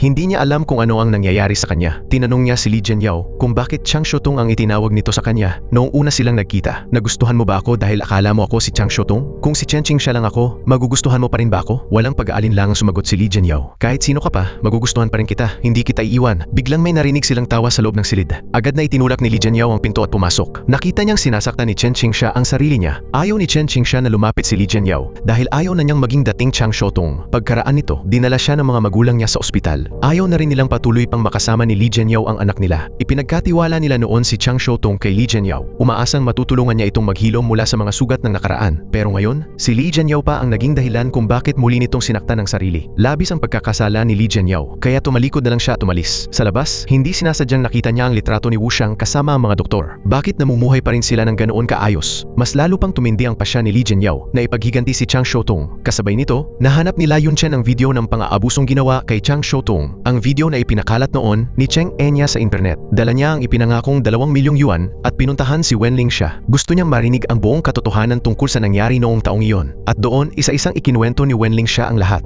Gusto ring malaman ni La Yunchen kung ano ang naging papel ni Cheng Enya. Siya pala ang nagplano at siya rin ang may hawak ng kamera. Kung ganoon, tanong ni La Yunchen, bakit hindi mo tinulungan si Chang Xiaotong? Inamin ni Wenling siya na takot siya noon. Natakot siyang baka gawin din sa kanya ang ginawa nila kay Chang Xiaotong. Pero malinaw na saksi si Wenling siya sa nangyari noon. Gayunman, hindi man lang siya tumayo para ipagtanggol si Chang Xiaotong. Sa halip, nagpatotoo pa siya na si Chang Xiaotong daw ang nang-akit sa mga lalaki. Sa sobrang galit, agad binawi ni La Yunchen ang pera at nagsimulang magplano ng paghiganti para kay Chang Xiaotong. Nagkunwari siyang mula sa isang advertising agency at nag-ayos ng pakikipagkita kay Cheng Enya. Ngunit nasa biyahe si Cheng Enya dahil sa trabaho, kaya napilitan si La Yunchen na magsiyasat muna sa iba. Kinabukasan, pumunta siya sa kainan ni Meng Honglin. Mula rito, nalaman niya ang kasalukuyang mga trabaho ni na Jung Taichuang at Che Lichen. Tungkol naman kay Tio Yang, nawala na raw sila ng kontak matapos ang graduation at wala ring ideya si Meng Honglin kung saan ito nagpunta. Pagkatapos makuha ang impormasyong iyon, napagpasyahan ni La Yunchen na si Jung Taichuang ang unahin. Sinimula niya itong sundan at lihim na pagmasdan. Isa na palang guro sa pisikal na edukasyon si Jung Taichuang at madalas nitong saktan ang mga estudyante. Isang babaeng estudyante ang nagsumbong sa paaralan laban sa kanya. Ngunit hindi inaasahan, direkta nitong hinarap ang estudyante. Binantaan ni Jung Taichuang ang dalagita at sinabing walang mangyayari kahit magsumbong pa ito. Pero hindi rin nagpatinag ang estudyante. Anong karapatan mong maging guro kung ganyan kang kasama? Mariin itong sagot sagot. Pakiramdam ng estudyante ay napakalaki ng kawalan ng hustisya, pero wala siyang magawa. Habang nalulugmok siya sa kawalan ng pag-asa, biglang nagpakita si La Yun-chen at sinabing tutulungan niya itong mailabas ang galit. Samantala, kausap ni Che Li-chen ang asawa niya sa telepono. Bigla na lang lumitaw si Li Jianyao mula sa likuran at pinatulog siya sa isang malakas na hampas. Si Che Li-chen ang ikalawang target ni Li Jianyao sa listahan ng paghihiganti. Isinuksok ni Li Jianyao ang isang imbudo sa bibig ni Che Li-chen at ibinuhos dito ang buong bote ng lason. Nagmakaawa si Che Li-chen na bigyan siya ng isa pang pagkakataon. Agad binanggit ni Li Jianyao si Chang Xiaotong. At siya, bibigyan mo rin ba siya ng pagkakataon? Pagkatapos, dinagdagan pa niya ang lason. Napahandusay si Che Li-chen sa tindi ng sakit. Kahit may suka pa niya ang ilan, wala na rin iyong silbi. Pinatugtog ni Li Jianyao ang paboritong kanta ni Chang Xiaotong. Sa tagal lamang ng isang kanta, nalason si Che Li-chen at namatay. Pagkatapos, isinabit siya ni Li Jianyao ng patiwarik sa ere, parang kinatay na manok at hinayaang maubos ang lahat ng dugo sa katawan nito. Sunod, binunot niya ang 10 ngipin nito. Pagkatapos ay pinagputol-putol niya ang katawan, inilagay ang mga piraso sa mga sako at dinala sa bundok upang itapon. Kaagad pagkatapos noon, tinarget ni Li Jianyao ang ikatlo niyang biktima, si Jung Taichuang. Sa oras na iyon, katatanggal pa lang ni Jung Taichuang sa paaralan. Ipinakalat ni La Yun-chen sa internet ang video ng panghihiya nito sa isang babaeng estudyante. Ilang oras lang ang lumipas, nalaman na ng mga netizen ang lahat ng ginawa ni Jung Taichuang. May ilan pang naghagis ng mga paputok sa bintana ng bahay nito. Puno rin ng mga insulto ang pinto nito. Kalaunan, nag-message ang babaeng estudyanteng tinulungan ni La Yun-chen at niyaya siyang magkita. Ngunit pagdating ni La Yun-chen sa napag-usapang lugar, si Jung Taichuang ang lumitaw. Ginamit pala nito ang cellphone ng estudyante para i-text siya. Agad na nakilala ni Jung Taichuang si La Yun-chen bilang malapit na kaibigan ni Chang Xiaotong. Alam din ito kung bakit siya naroon. Matagal na iyong nangyari, sabi niya. Bakit hanggang ngayon, binubungkal mo pa rin? Sabay lusob ni Jung Taichuang kay La Yun-chen. Pero handa si La Yun-chen. Agad niyang inisprayan ng pepper spray ang mukha nito. Sa sobrang galit, itinulak siya ni Jung Taichuang at bumagsak siya sa lupa. Sa sandaling iyon, biglang lumitaw si Li Jianyao at sinaksak si Jung Taichuang sa likod. Lito at hindi pa makabawi si Jung Taichuang nang idiin siya ni Li Jianyao sa lupa. Doon lang ito nagsimulang magsisi at humingi ng tawad. Pero huli na ang lahat, agad siyang pinatay ni Li Jianyao. Natakot ng husto si La Yun-chen. Tahimik lang siyang naupo sa isang sulok habang hinihintay na matapos si Li Jianyao sa pagtatapon ng bangkay. Pagkatapos noon, dinala siya ni Li Jianyao upang makita si Chang Xiaotong. Sa tindi ng trauma nito, hindi na nito makilala ang kahit sino. Alam ni La Yun-chen na hindi pa titigil si Li Jianyao sa paghihiganti, kaya nagpasya siyang tulungan itong hanapin ang lahat ng taong nang abuso kay Chang Xiaotong noong mga panahong iyon. Ngunit may isang kondisyon si La Yun-chen. Hindi na dapat muling makita ni Li Jianyao si Chang Xiaotong. Nangako si Li Jianyao na kapag natapos na ang lahat, susuko siya sa pulisya. Sa simula pa lang, ang hangarin niya ay mawala ang lahat ng sangkot sa insidenteng iyon, pati siya mismo. Sa ganoong paraan, hindi na muling maaapektuhan ng nakaraan ang buhay ni Chang Xiaotong. Sa mga panahong iyon, isang babaeng kamukha ni Cho Pin-yu ang dumalaw kay Chen Qingxia. Katrabaho niya ito sa parehong istasyon ng radyo. Nang makita ni Chen Qingxia ang masigla at kaakit-akit na dalaga, ninais niyang maging katulad nito. Doon muling lumitaw ang personalidad ni Chichi. Paulit-ulit nitong hinipnotismo si Chen Qingxia hanggang sa unti-unti itong nahati at lumitaw ang personalidad ni Cho Pin-yu. Umabot pa sa puntong inakala niyang assistant director siya. Nadiskubre ni La Yun-chen na si Cho Pin-yu na ang kumokontrol, kaya nagpanggap siyang pinsan nito. Sa tulong at pag-aaruga ni La Yun-chen, unti-unting bumuti ang kalagayan ni Chang Xiaotong. Sa mga panahong iyon, palihim na lamang siyang pinagmamasdan ni Li Jianyao mula sa malayo. Ayaw niyang maalala siya muli ni Chang Xiaotong. Ilang araw ang lumipas, natagpuan ng pulisya ang bangkay ni Che Li-chen. Gusto ni La Yun-chen na matulungan si Li Jianyao na tapusin ang paghihiganti bago pa malutas ng pulisya ang kaso, kaya ibinigay niya rito ang lahat ng impormasyon tungkol sa mga natitirang sangkot. Kinailangan ni Li Jianyao na planuhin ng mabuti ang ruta niya upang makaiwas sa mga surveillance camera at makahanap ng mga blind spot.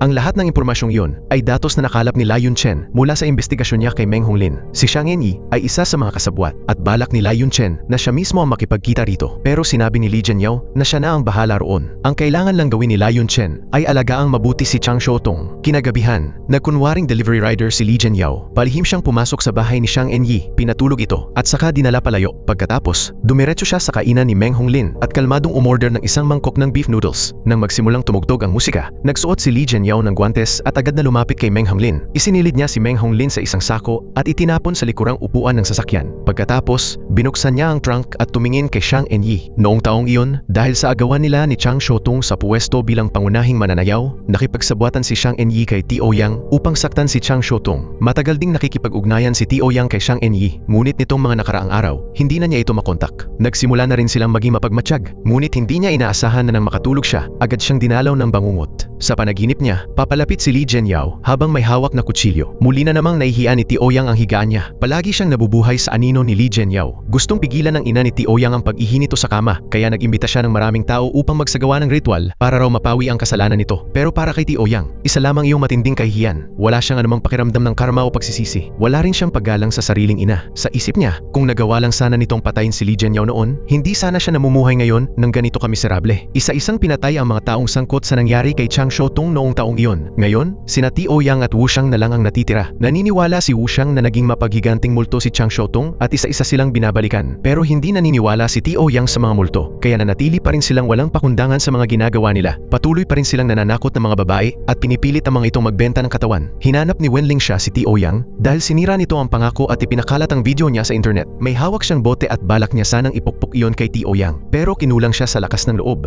Tinuro-turo pa siya ng mga taong dumaraan at lalo siyang napahiya. Tumakbo si Wenling siya papunta sa isang tahimik at madilim na eskinita. Doon, muli niyang nakita ang anyo ni Chang Xiaotong. Nagmadali siyang humingi ng tawad. Lubos na siyang wasak sa loob. Mula noong araw na iyon, parang hindi na siya tinigilan ng multo ni Chang Xiaotong. Paulit-ulit siyang tinatanong nito kung bakit hindi niya siya iniligtas, kung bakit nagsinungaling siya at sinabing si Chang Xiaotong ang nangakit kay Tioyang. Unti-unting nababaliw si Wenling siya. Ang mga taong nag-aakalang wala silang kasalanan, ang mga nanonood lamang habang may ibang naghihirap ay dapat managot sa kanilang kawalang pakialam. Habang buhay nang uusigin si Wenling siya ng bangungot ni Chang Xiaotong. Samantala, hindi na kinaya ni Wu Xiang ang walang tigil na takot at pagkabalisa. Kaya sinabi niya kay Tioyang na naghahanda na siyang tumakas papuntang ibang bansa. Nang gabing iyon, nang tawagan ni Tioyang si Wu Xiang, sa wakas ay natagpuan na siya ng killer. Muling nabalot ng matinding takot si Tioyang. Pero sa pagkakataong ito, hindi na iyon bangungot kundi tunay na pagdurusa. Kinailangan niyang pagbayaran ang lahat ng ginawa niya. Ngunit hindi pa doon nagtapos ang paghihiganti ni Li Jianyao. Sumunod naman sina Wu Xiang at ang sariling ama ni Li Jianyao. Bago niya pinuntirya si Wu Xiang, aksidente niyang nasaksihan ng asawa nito na inaabuso ang kanilang anak. Agad na bumalik kay Li Jianyao ang masasakit na alaala ng kanyang pagkabata. Hindi siya nagdalawang isip. Sa kalaliman ng gabi, palihim siyang pumasok sa bahay ni Wu Xiang at dinurog ang tuhod nito. Nagmakaawa si Wu Xiang kay Li Jianyao na patawarin ang kanyang asawa. Sinabi niyang wala itong alam tungkol sa kanya at naniwala siyang hindi papatayin ni Li Jianyao ang isang inosenteng tao. Totoo man na hindi direktang sangkot ang asawa ni Wu Xiang sa pag-atake kay Chang Xiaotong, ang pinakamalaki nitong kasalanan ay ang abusuhin ang sarili nilang anak sa harap ni Li Jianyao. Nauna munang pinatay ni Li Jianyao ang asawa ni Wu Xiang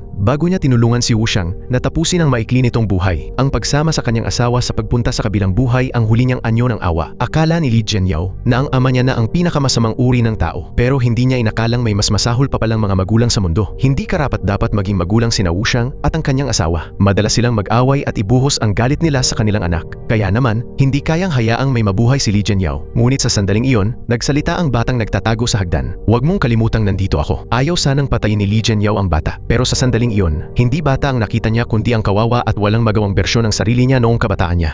Sa gitna ng kanyang pagkahibang, napatay niya ang bata. Ngunit ang totoong gusto niyang patayin ay ang sarili niyang anino. Bago sumuko sa pulisya, nais munang makita ni Li Jianyao ang kanyang ina sa huling pagkakataon. Ngunit nadatnan niya ang ama niyang muli na namang nananakit at humihingi ng pera dahil sa bisyo nito. Sa sobrang galit, pinatay niya mismo ang kanyang ama gamit ang sariling mga kamay. Kahit nagmamakaawa ang kanyang ina, hindi siya tumigil. Napaurong sa takot ang kanyang ina. Sa harap niya ay hindi na ang kanyang anak kundi isang walang awang killer. Ngunit may bahagi rin siya ng kasalanan dahil hindi niya nagawang alagaan at protektahan ng maayos ang kanyang anak. Lumuhod si Li Jianyao sa harap ng kanyang ina at sinabing alagaan nito ang sarili niya. Pagkatapos noon, tumawag siya sa pulisya upang i-report ang pagpatay. Nang maaresto siya, tinanong ng mga pulis kung bakit hindi niya pinatawad ang bata. Tanging sa sarili lamang niya inamin na isa siyang halang ang kaluluwa. Lumipas ang panahon at dumating ang taong 2023. Pumasok ang personalidad ni Cho Pinyu sa silid ni Chang Xiaotong at ikinuwento rito ang kasalukuyang kalagayan ni Li Jianyao. Alam ni Cho Pinyu na may malasakit pa rin si Chang Xiaotong kay Li Jianyao. Noon pa man, sandaling nagpakita ang personalidad ni Chang Xiaotong. Umiyak siya sa elevator at hinanap ang impormasyon tungkol kay Li Jianyao sa computer ni Cho Pinyu. Naintindihan ni Cho Pinyu na hindi siya ang taong gustong makita ni Li Jianyao. Ang tanging nais makita ni Li Jianyao ay si Chang Xiaotong. Sa wakas, nagkaroon ng reaksyon ang matagal nang nagtatagong si Chang Xiaotong dahil sa mga sinabi ni Cho Pinyu. Tumigil ng sandali ang orasan bago muling umandar. Tulad ng muling pagbabalik ni Chang Xiaotong sa dati niyang sarili, nagpasya siyang puntahan si Li Jianyao. Sa unang mga salita pa lamang, agad nang nalaman ni Li Jianyao na nagbalik na si Chang Xiaotong. Napakalaking tanga mo talaga, Li Jianyao. Nagkatitigan lamang silang dalawa habang walang tigil ang pagpatak ng kanilang mga luha. Ngunit sapat na iyon upang maipahayag ang matinding pananabik sa puso nila. Pagkatapos gumaling ni Chang Xiaotong, muli niyang pinuntahan si Li Jianyao at nakipagkita rin siya sa kanyang mga magulang.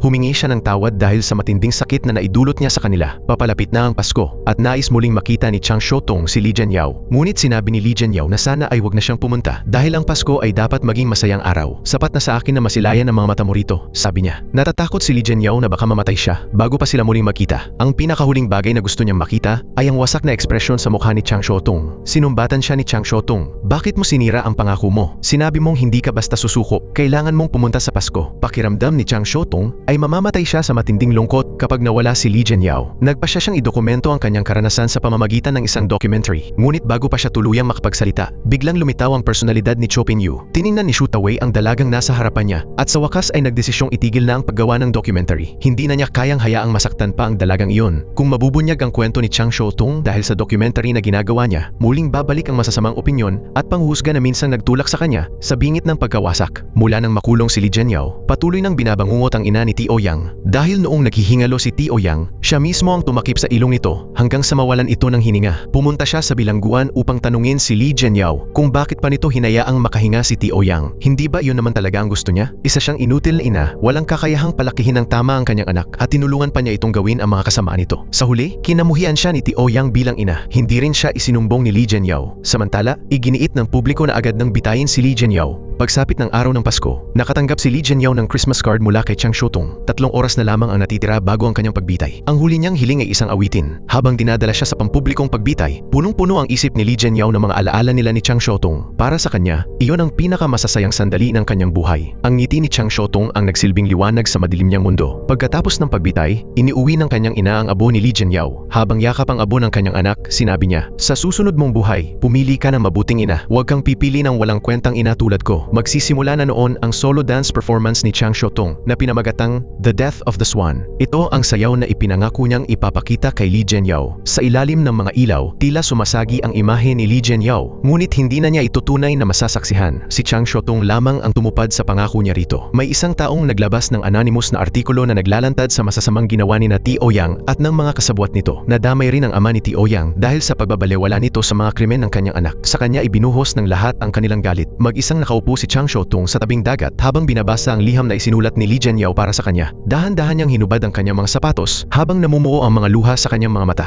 Isa-isa siyang naglakad papunta sa malalim na dagat. Kung magiging madilim ang buhay mo, ako ang magiging sikat ng araw na magbibigay liwanag dito. Sa pagtatapos ng kwento, ang imahe ni Chang Xiaotung na naglalakad papunta sa kailaliman ng dagat ay nagiiwan ng matinding takot at lungkot sa ating mga puso. Isa itong trahedyang bunga ng kawalang pakialam ng tinatawag na hustisya at ng kalupitan ng likas na pagkatao ng tao. Si Li Jianyao, na dati isang mabait at inosenteng estudyante, ay nagdala ng malalalim na sugat, pisikal man o emosyonal. Napilitan siyang maging isang halimaw upang parusahan ang ibang mga halimaw, lahat para maipaghiganti ang nag-iisang liwanag ng kanyang buhay. May ilan na nagsasabing kahit malupit ang paghihiganti ni Li Jianyao, iyon ang pinakabagay at pinakanakakasiya na kaparusahan para sa mga masasamang taong malayang nakakalakad sa mundo. Ngunit may iba namang naniniwala na nang kitilin niya ang buhay ng iba gamit ang sarili niyang mga kamay, naging isa na rin siyang killer. At ang kabayarang kanyang binayaran ay ang tuluyang pagkawala ng kanyang kinabukasan habang iniwan niya ang taong mahal niya sa walang katapusang pagdurusa. At dito nagtatapos ang pelikula. Maraming salamat sa panonood. Hanggang sa muli, paalam.